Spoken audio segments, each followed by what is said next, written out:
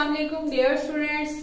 हम पढ़ रहे हैं चैप्टर नंबर 3 डायनामिक्स और आज का हमारा टॉपिक है न्यूटन लॉज ऑफ मोशन। आज के लेक्चर में हम पढ़ेंगे first law of motion, Newton's first law of motion. Newton first law of motion क्या है? Newton first law of motion हमने जैसे इनर्शिया पढ़ा है सेम उसी तरह फर्स्ट लॉ है। मींस कोई भी ऑब्जेक्ट, कोई भी बॉडी अगर वो मोशन में है, लेकिन इधर बात यह है कि स्ट्रेट लाइन में मोशन हो। कोई भी बॉडी अगर मोशन में हो तो वो अपनी मोशन को स्टॉप करने यानी रोकने के खिलाफ मज़ाहमत पेश करता है जब तक कोई भी नेट फोर्स उस पर अमल ना करे। मींस बॉडी स्टॉप नहीं होगी जब तक उस पर कोई भी नेट फोर्स अमल ना करे, कोई भी नेट फोर्स उस पर एक्ट ना करे। और अगर कोई भी बॉडी एट रेस्ट है तो तब भी वो एट रेस्ट ही होगी जब तक कोई भी नेट फोर्स उस पे एक्ट ना करे। फॉर एग्जाम्पल टेबल पे एक बुक पड़ी हुई है, जब तक हम फोर्स एक्ट लगा के उसको उठाएंगे नहीं वो टेबल पर ही पड़ी रहेगी एट रेस्ट पोजीशन। और अगर कोई हमारी गाड़ी, कार या बाइक चल रहा है एक स्ट्रेट लाइन में, जब तक हम उस पर ब्रेक अप्लाई नहीं करेंगे, मींस एक फोर्स नहीं लगाएंगे, वो कभी भी खुद से स्टॉप नहीं करेगा, रुकेगा नहीं। या फिर उसका फ्यूल खत्म हो जाए फिर वो रुक जाएगा। फ्यूल भी हमें एनर्जी दे रहा होता है, फोर्स दे रहा होता है, इसीलिए गाड़ी जो है मूव कर रही होती है। तो जब कोई नेट फोर्स उस पर एक्ट करेगी तब तक वो बॉडी ना करे, तब तक वो बॉडी अपनी उसी पोजीशन में रहेगी। अगर वो रेस्ट में है तो रेस्ट में रहेगी, अगर वो मोशन में है तो वो मोशन में रहेगी। इसको हम पढ़ लेते हैं एक बार। इसकी डेफिनेशन हम यूं करेंगे, first law of motion, a body continues its state of rest or of its uniform motion. Means body जो है वो अपनी जो स्टेट है उसको कंटिन्यू रखेगी, अगर वो रेस्ट में है तब भी या फिर अगर वो यूनिफॉर्म मोशन में है।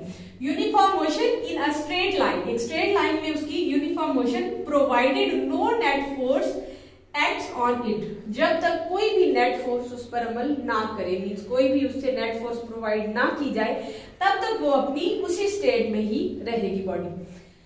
अब यहाँ पे एक नेट फोर्स यूज हुआ है। नेट फोर्स क्या है? किसी भी ऑब्जेक्ट पे जो सारी फोर्सेस एक्ट कर रही होती है उन तमाम फोर्सेस को हम नेट फोर्स कहते हैं। Net force the resultant of all the forces acting on a body. Resultant mean तमाम फोर्सेस जितनी भी लग रही है एक बॉडी पे वो तमाम नेट फोर्सेस कहलाएंगी, या उसको कंबाइन करके उनका जो रिजल्टेंट निकाल लेंगे उसको हम नेट फोर्स कहेंगे। अब लॉ ऑफ इनर्शिया क्या है?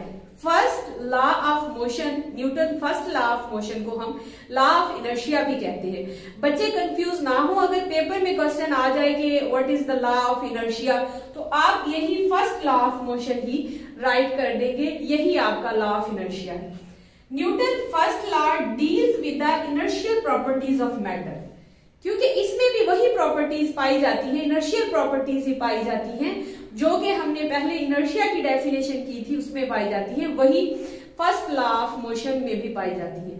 क्या है वो प्रॉपर्टीज? मींस जब तक कोई नेट फोर्स किसी भी बॉडी पे ना लगे वो बॉडी अपनी उसी स्टेट में रहना चाहेगी। अगर वो मोशन में है तो बॉडी मोशन में रहना चाहेगी, अगर वो रेस्ट में है तो बॉडी रेस्ट में रहना चाहेगी। एग्जाम्पल मैंने आपको दी है, टेबल पे पड़ी हुई बुक हो, जब तक आप कोई फोर्स लगा के उसे उठाएंगे नहीं, उसे मूवमेंट नहीं देंगे, हरकत नहीं देंगे, वो एट रेस्ट ही रहेगी।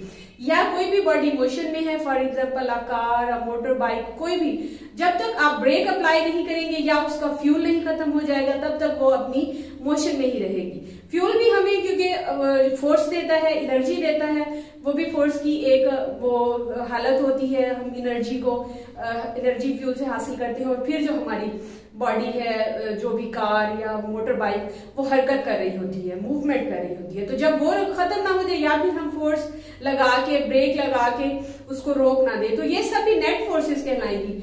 वो इसीलिए हमने कहा है net forces means resultant of all forces, जितनी भी उस बॉडी पे लग जाए और वो बॉडी अपनी हालत से रुक जाए, या फिर अगर वो हालत रेस्ट में हो और वो मोशन स्टार्ट कर दे, तो यही उसमें भी इनर्शिया में भी यही प्रॉपर्टीज पाई जाती हैं और फर्स्ट लॉ में भी यही प्रॉपर्टीज पाई जाती हैं। इसीलिए हम फर्स्ट लॉ ऑफ मोशन को लॉ ऑफ इनर्शिया भी कहते हैं। इसकी डेफिनेशन हम यूं करेंगे, Newton's first law deals with the inertial properties of matter, therefore it is also known as the law of inertia.